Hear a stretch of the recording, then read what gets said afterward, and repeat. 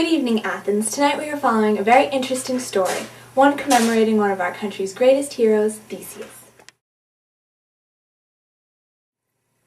Tonight we will begin our show with bittersweet memories of a hero deeply troubled by a difficult past. We will show you a side of Theseus that you never expected to see.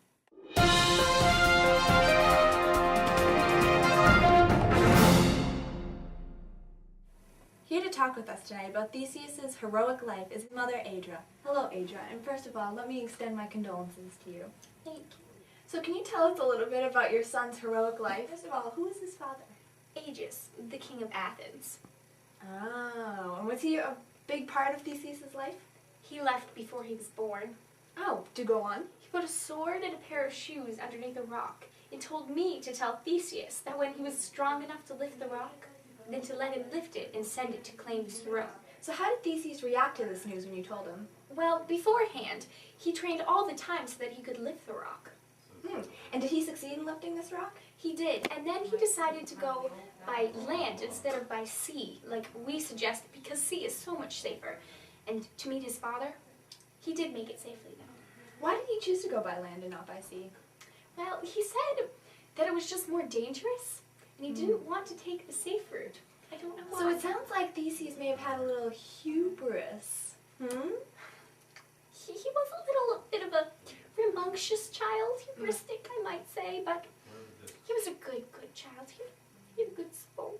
Coincidentally, we have footage of an interview with Theseus as he was lifting the rock. Well, right behind me, I have 16-year-old Theseus trying to lift the rock that his mother told him that his father had given him to try and lift and then come to his place in Athens. Follow me quickly.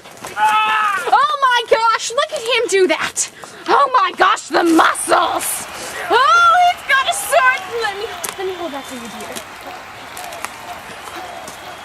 Oh my gosh, it's a shoe! What does the shoe do? I don't know, but we'll find out later. Here you go, Theseus. Now, please join me as we go back to our weather. Thank you, and good night. Do you need to take a break? Is this going to be too hard for you? I think I'll be all right. Okay. So, what happened after Theseus got to Greece? Well, when he got to Greece, he went and he found his father. Right after Theseus got to Athens, he went to a banquet, and his father, not knowing who he was, just had him there as a guest, and Medea tried to poison him because she did not want him becoming heir.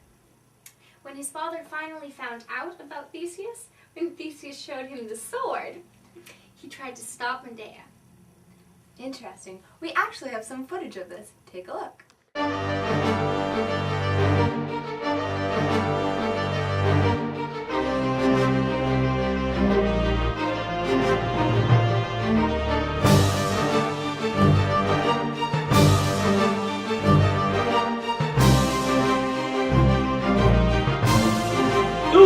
That's my son!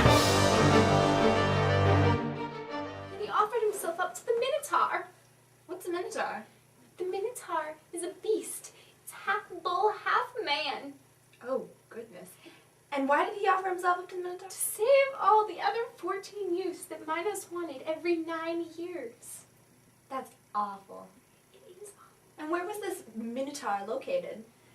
He lived in the labyrinth in King Minos' palace. We happen to have footage of this incident of Theseus slaying the minotaur from an innocent bystander who just happened to have a video camera. Take a look.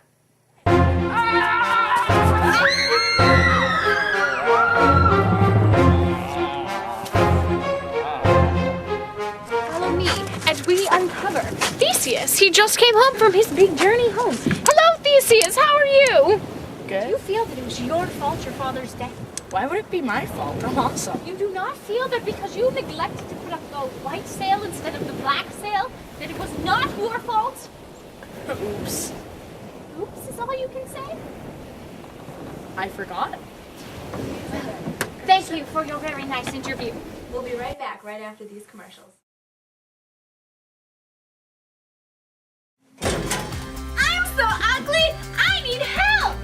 Whoa! Who are you? I'm Persephone's Beauty Fairy here with Persephone's Beauty Box.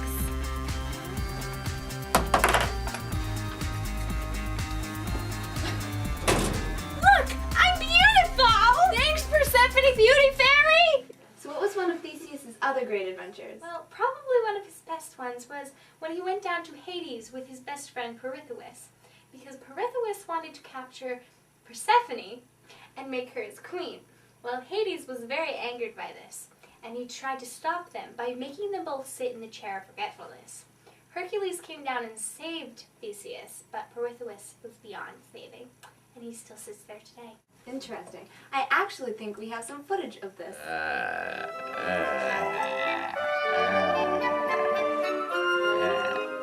So after Theseus' adventure with Pirithous, what did he do?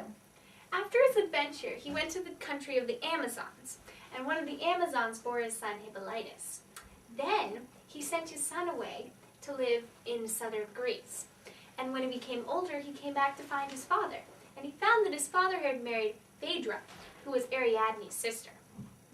So there's a strange story behind Hippolytus, isn't there? Yes, Hippolytus was a very strange boy. Instead of worshipping Aphrodite, who was the goddess of love, he worshipped Artemis, who was the goddess of the hunt.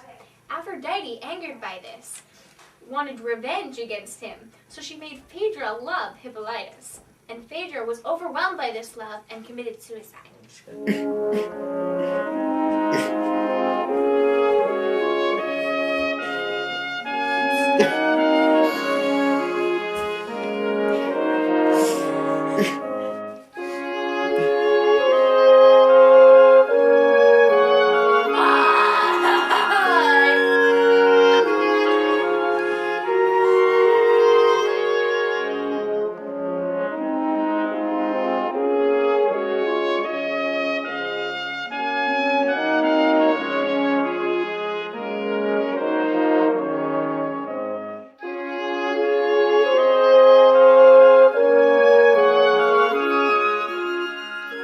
Thank you for watching our program tonight, and stay tuned for the local GM news at 10.